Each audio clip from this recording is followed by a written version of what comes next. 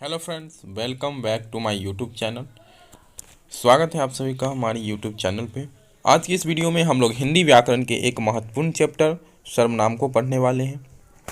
इससे पहले संज्ञा क्या होते हैं तथा उसके भेद उदाहरण सहित हम लोग एक वीडियो में पढ़ चुके हैं। यदि आपने अभी तक वो वीडियो नहीं देखा है तो डिस्क्रिप्शन में लिंक है, आप वहाँ से इस वीडियो को देख सकते हैं।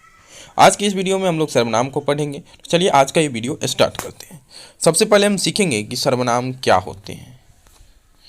तो देखिए सर्वनाम क्या है, सबसे पहले इसकी परिभाषा देखते हैं। संज्ञा के बदले आने वाले जो शब्द होते हैं उन्हें हम सर्वनाम कहते हैं। वाक्य में संज्ञा के जगह पर हम लोग जिस शब्द का प्रयोग करते हैं उन्हें हम क्या कहते हैं दोस्तों, सर्वनाम कहते हैं। ठीक है, चलिए उदाहरण के माध्यम से इसको हम लोग क्लियर करते हैं। जैसे हमने यहाँ पे देखा, एक वाक्य लिखा है कि राम एक लड़का है, वह पढ़ने में तेज है, उसने कड़ी मेहनत की है। तो हमने पहले वाक्य में संज्ञा का प्रयोग किया और दूसरे वाक्य में राम के जगह पर हमने सर्वनाम का प्रयोग किया, वह क्या है, एक सर्वनाम है। तीसरे वाक्य में हमने राम के जगह पर उसने का प्रयोग किया, उसने क्या है, सर्वनाम है। ठीक है फ्रेंड्स, यदि हमें सर्वनाम का ज्ञान नहीं होता तो हम इस वाक्य को कैसे लिखते, राम एक लड़का है, ठीक है, राम पढ़ने में तेज है, उसने कड़ी मेहनत की है, नहीं लिखते हम यहाँ पर लिखते राम ने कड़ी मेहनत की है। तो सेंटेंस वाक्य देखने में बड़ा भद्दा लगता, इसलिए हम लोग सर्वनाम का प्रयोग करके वाक्य को सुंदर बनाते हैं। तो आपने क्या सीखा कि यहाँ पर वह और उसने क्या है, एक सर्वनाम है जो कि संज्ञा राम के बदले प्रयुक्त हुआ है। ठीक है, चलिए अब हम लोग बात करते हैं सर्वनाम के भेद के ऊपर। तो आपको पता होगा हिंदी व्याकरण में सर्वनाम के कुल 6 भेद हैं। सर्वनाम के कुल कितने भेद हैं, 6 भेद हैं। ठीक है, पुरुषवाचक सर्वनाम, निश्चयवाचक सर्वनाम, अनिश्चयवाचक सर्वनाम, संबंधवाचक सर्वनाम, निजवाचक सर्वनाम और प्रश्नवाचक सर्वनाम। ये सभी क्या है, सर्वनाम के भेद हैं। चलिए अब बारी बारी से इन सबों सर्वनाम के ऊपर हम लोग देखते हैं, सभी सर्वनाम को अच्छी तरह से समझने का प्रयास करते हैं। सबसे पहले हम लोग देखेंगे पुरुषवाचक सर्वनाम क्या होते हैं। तो आइए देखिए पुरुषवाचक सर्वनाम। पुरुषवाचक सर्वनाम जिस सर्वनाम से बोलने वाले, सुनने वाले या जिसके बारे में कहा जाए उसका बोध हो उसे पुरुषवाचक सर्वनाम कहते हैं। यहाँ पर 3 शब्द आ रहा है।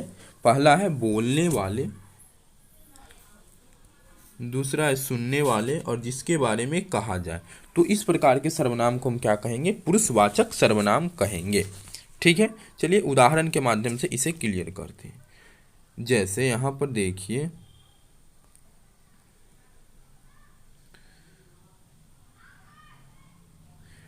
मैंने, मैंने, हम लोग, आप, उसका, उसकी आदि क्या है, पुरुषवाचक सर्वनाम है। एक वाक्य देखेंगे, मैंने कल आपको उसकी गाड़ी दी थी। यहाँ ली नहीं होगा, यहाँ दी होगा, दी थी। ठीक है, तो यहाँ पर देखिए मैंने क्या है फ्रेंड्स, यहाँ पर मैंने अपने लिए प्रयोग हो रहा है। ठीक है, बोलने वाला अपने लिए प्रयोग कर रहा है। कल आपको मतलब सुनने वाले के लिए इसका प्रयोग हुआ है। उसकी, जिसके बारे में चर्चा हो रही है, उसकी किसके लिए है, जिसके बारे में चर्चा हो रही है।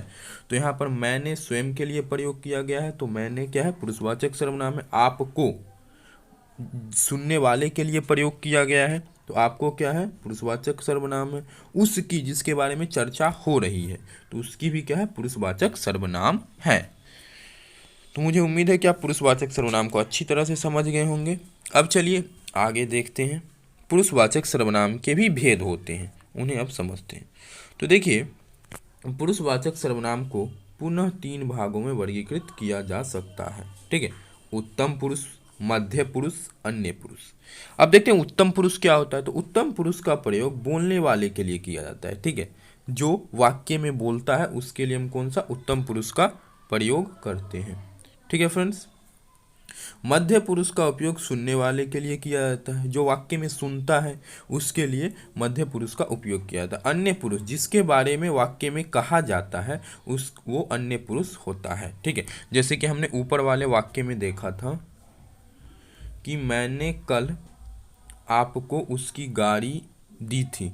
ठीक है, तो इसमें देखिए मैंने क्या है, मैंने का प्रयोग किसके लिए किया गया है, तो बोलने वाले के लिए किया गया है। तो मैंने क्या है, मैंने क्या है फ्रेंड, प्रथम पुरुष है। ठीक, अच्छा, आपको सुनने वाले के लिए आपको का यूज किया गया है, तो आपको क्या है, मध्य पुरुष है। उसकी मतलब जिसके बारे में कहा जा रहा है, तो ये क्या है, उत्तम पुरुष है।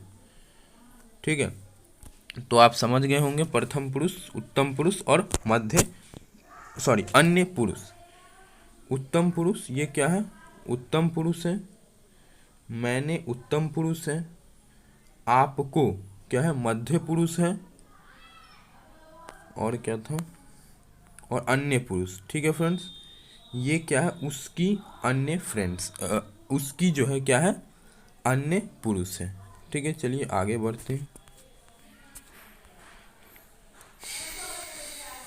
आगे है निश्चयवाचक सर्वनाम। दूसरा सर्वनाम है हमारा निश्चयवाचक सर्वनाम। निश्चयवाचक सर्वनाम क्या होते हैं,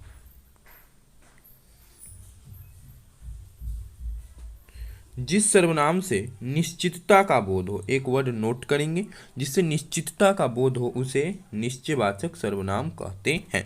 यहाँ एक शब्द आ रहा है निश्चितता। ठीक है, तो जैसे हम बोलते हैं यह पुस्तक है, तो ये यहाँ पर निश्चित है कि यह एक पुस्तक ही है, तो यह क्या है, निश्चयवाचक सर्वनाम। वह हाथी है, हम क्या बोल रहे हैं कि वह हाथी है, तो निश्चिततः वह हाथी ही है। आप निश्चयवाचक सर्वनाम को भी अच्छी तरह समझ गए होंगे। चलिए आगे बढ़ते हैं। यहाँ पर एक और चीज़ देख लीजिए, यह, वह, ये और वे क्या है, निश्चयवाचक सर्वनाम है। ठीक है, चलिए आगे बढ़ते हैं। आगे हम लोग देखेंगे, एक चीज़ नोट कीजिए यहाँ से कि निश्चयवाचक सर्वनाम और पुरुषवाचक सर्वनाम में अंतर है, दोनों एक ही नहीं है। ठीक है, उनमें अंतर कैसे है इसको हम लोग उदाहरण से समझते हैं। जैसे मैंने एक वाक्य लिखा, राम अच्छा लड़का है, वह अभी पढ़ रहा होगा। तो यहाँ पर वह कौन सा सर्वनाम है, पुरुषवाचक सर्वनाम या निश्चयवाचक सर्वनाम। तो देखिए वह अभी पढ़ रहा होगा, तो यह किसी के बारे में चर्चा की जा रही है, उसके लिए यहाँ पर वह प्रयुक्त हुआ है, इसलिए वह क्या है, पुरुषवाचक सर्वनाम है। यहाँ यह कहा जा रहा है कि वह अभी पढ़ रहा होगा, यह निश्चित नहीं है कि वह अभी पढ़ ही रहा होगा, इसलिए यहाँ पर वह क्या है, निश्चयवाचक सर्वनाम नहीं है, एक पुरुषवाचक सर्वनाम है। ठीक है, चलिए अब देखते हैं दूसरा वाक्य।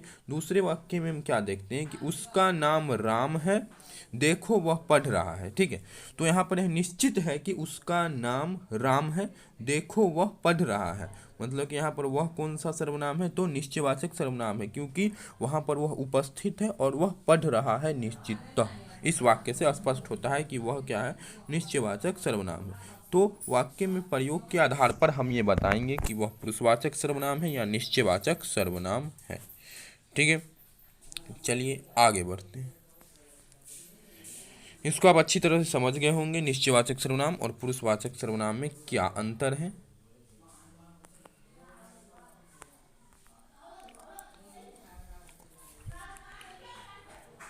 अब देखिए अनिश्चयवाचक सर्वनाम।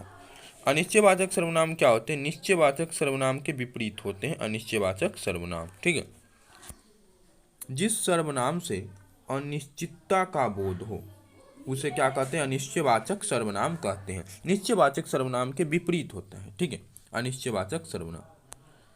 तो देखिए यहाँ पर कुछ और कोई, कोई कोई किसी बोलते हैं, तो कुछ और कोई क्या है, अनिश्चयवाचक सर्वनाम है। कुछ और कोई क्या है, अनिश्चयवाचक सर्वनाम है। ठीक है, एग्जाम्पल से हम इसको क्लियर करेंगे। जैसे हम यहाँ पर उदाहरण देखते हैं कि नदी में कोई तैर रहा है। यहाँ पर यह स्पष्ट नहीं है कि कौन तैर रहा है, इसलिए कोई क्या है, अनिश्चयवाचक सर्वनाम। किसी को खिला दो, किसको खिलाना है ये हमें पता नहीं है, इसलिए किसी क्या हो गया, अनिश्चयवाचक सर्वनाम। कुछ बातें हो रही है, बातें हो रही है लेकिन हमें ये नहीं पता है कि क्या बातें हो रही है, तो कुछ कुछ यहाँ पर कैसा सर्वनाम है, तो कुछ अनिश्चयवाचक सर्वनाम है। तो आप अनिश्चयवाचक सर्वनाम को भी अच्छी तरह से समझ गए होंगे। चलिए आगे बढ़ते हैं। देखिए सर्वनाम, संबंधवाचक सर्वनाम क्या होते हैं, अब इसको समझें। जो सर्वनाम प्रधान वाक्य और आश्रित वाक्य में प्रयुक्त संज्ञा या सर्वनाम में संबंध जोड़ता है उसे संबंधवाचक सर्वनाम कहते हैं। मतलब कि वैसा सर्वनाम जो कि दो वाक्यों को जोड़ता है, मतलब मुख्य वाक्य और आश्रित वाक्यों को आपस में जोड़ता है, उसमें संबंध बताता है, तो उस सर्वनाम को हम क्या कहते हैं, संबंधवाचक सर्वनाम कहते हैं। उदाहरण के लिए आप देखेंगे, जो डॉट डॉट सो, मतलब जो और सो के बीच में कुछ वाक्य होंगे, कुछ शब्द होंगे। जो और सो क्या करेगा, दो वाक्य, प्रधान वाक्य और आश्रित वाक्य को जोड़ेगा। जिसकी डॉट डॉट डॉट उसकी, जैसी वैसी इत्यादि। ठीक है, उदाहरण से इसको अच्छी तरह से क्लियर करेंगे। देखिए जैसे जो सोता है, जो सोता है, नहीं ये वाक्य गलत हो गया, इसको छोड़ दें। यहाँ पर ये देखिए दूसरा वाक्य देखेंगे कि जिसकी लाठी उसकी भैंस। यहाँ पर जिसकी लाठी उसकी भैंस, तो जिसकी और उसकी क्या है, संबंधवाचक सर्वनाम है। ठीक है, जिसकी उसकी क्या है, संबंधवाचक सर्वनाम है, क्योंकि यह लाठी, लाठी और भैंस के बीच संबंध बता रहा है। चलिए अब आगे देखते हैं। आगे है निजवाचक सर्वनाम। जिस सर्वनाम से निज या स्वयं का बोध होता है उसे निजवाचक सर्वनाम कहते हैं। यहाँ पर दो शब्द आ रहे हैं, एक है निज, या इसी को स्वयं कहते हैं। ठीक है, निज या स्वयं, मतलब कि जिस सर्वनाम से स्वयं अपने आप या खुद का बोध होता है उसे निजवाचक सर्वनाम कहते हैं। आप क्या है, एक निजवाचक सर्वनाम है। आप क्या है, एक निजवाचक सर्वनाम है। जैसे एक उदाहरण देखेंगे कि आप अपना काम आप ही करते हैं, तो यहाँ पर आप क्या है, निजवाचक सर्वनाम है। आप अपना काम आप ही करते हैं, इसका मतलब हो गया कि आप अपना काम स्वयं ही आप खुद करते हैं, तो आप यहाँ पर क्या हो गया, निजवाचक सर्वनाम हो गया। तो निजवाचक सर्वनाम को भी आप अच्छी तरह समझ गए होंगे। चलिए अब एक आखिरी सर्वनाम है हमारा प्रश्नवाचक सर्वनाम। जैसा कि नाम से ही स्पष्ट है, प्रश्नवाचक। जिस सर्वनाम से हमें प्रश्न का बोध होता है, जिस सर्वनाम से प्रश्न का बोध हो उसे प्रश्नवाचक सर्वनाम कहते हैं। आप ये चिन्ह देखकर ही पहचान जाएंगे कि ये क्या है, एक प्रश्नवाचक सर्वनाम है। प्रश्नवाचक का यही चिन्ह होता है। तो मतलब कि इस टाइप के सर्वनाम में वाक्य में हम देखेंगे कि कोई प्रश्न पूछा जाता है। जैसे देखिए यहाँ पर कौन और क्या, यही दो प्रश्नवाचक सर्वनाम है। कौन और क्या, सिर्फ यही दो जो है प्रश्नवाचक सर्वनाम है। वाक्य में देखिए इनके प्रयोग, कौन बोल रहा है, कौन बोल रहा है, तो कौन क्या है, प्रश्नवाचक सर्वनाम है। ये कौन क्या है, प्रश्नवाचक सर्वनाम। क्या पढ़ रहे हो, क्या क्या है, प्रश्नवाचक सर्वनाम है। ठीक है, तो आप प्रश्नवाचक सर्वनाम को अच्छी तरह से समझ गए होंगे। तो आज का ये वीडियो यहीं समाप्त होता है। पुनः हम अगले वीडियो में एक नए टॉपिक के साथ मिलेंगे। तब तक आप यदि चैनल पे पहली बार आए हैं तो चैनल को सब्सक्राइब कर लीजिए, और वीडियो अच्छा लगता है तो वीडियो को लाइक कर दीजिए। धन्यवाद।